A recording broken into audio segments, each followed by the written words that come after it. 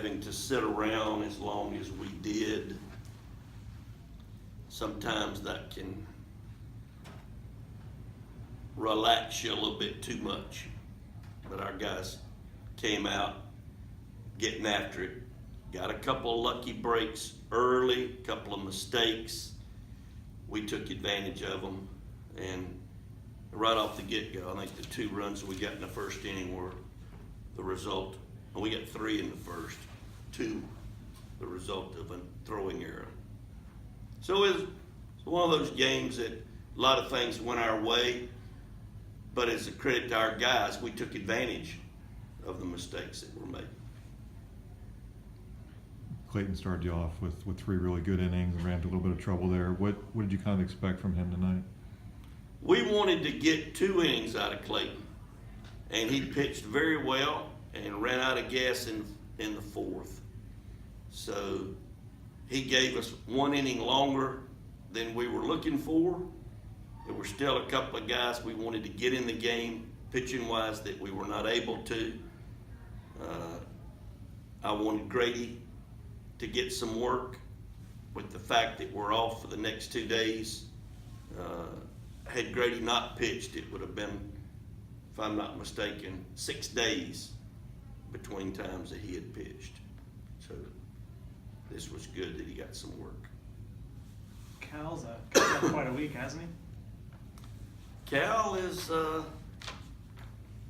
still disappointed because he punched on the last at-bat, but 3 for 4 with 3 ribs and a dinger is not too bad.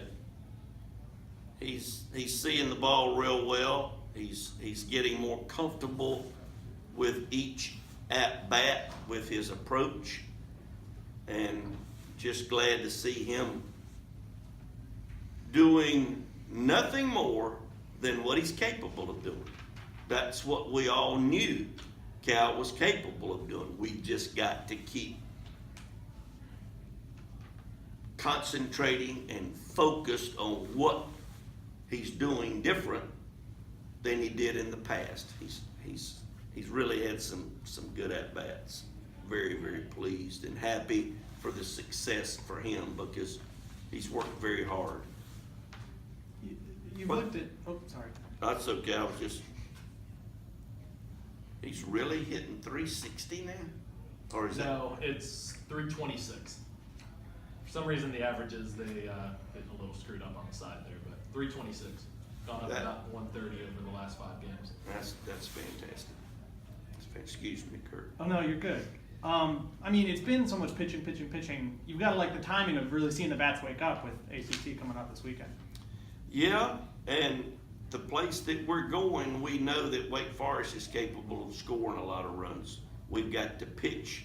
We've got to play good defense. We're in the conference as of 2 days from now, and we better understand that we're going to make mistakes like we did there in the last couple of innings. We're in trouble. But just very pleased for our guys. Any thoughts on those 2 errors that you guys committed tonight, considering you guys are coming off such a good defensive weekend? Yeah, that always hurts when you've got a errorless streak going, and I think we were in the 7th inning when we made our first error, and that's just baseball. The fly ball was, of course, there's nothing to say about that. That's just something that there's no way that I'm going to rationalize that. That can't happen. You're approaching that sort of a 50 at-bat sample size for your guys. And Jackson hasn't come out as strong as I guess most people would imagine. Is that something you just feel he'll naturally get out of, or do you want to see him maybe just kind of buckle down here as a conference play starts? Jackson is certainly not having the year that we all expected him to have, but at the same time, it's real early. And we, as you preface this, it is early.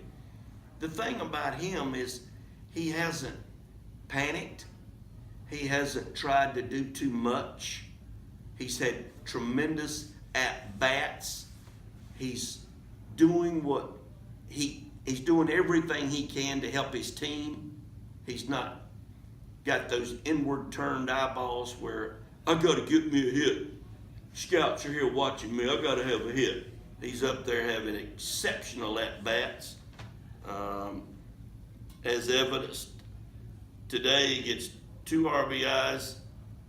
He walked once. I was thinking he had walked twice. And, I mean, goes 0 for 3.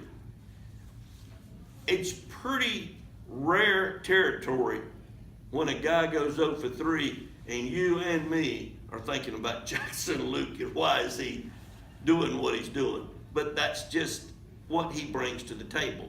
He's such a talented young man. He's fine. He's had some good at-bats, and his legs seem to be getting better each day, and I'm very pleased and proud that he's a Seminole. And what do you kind of hope to have Coach Bell convey to all these freshman arms we keep talking about as conference play starts? Is it just status quo, don't worry too much about it, or do these freshmen need to maybe grow here as that conference play starts? No, you never want to put too much emphasis on one game over another as coaches. Players are going to do that, and there's nothing you can do about it. They know what's coming up. They know the importance of conference games. They know the importance of the Miami series. It's something that these young men came to Florida State to do, and that was to play in this arena.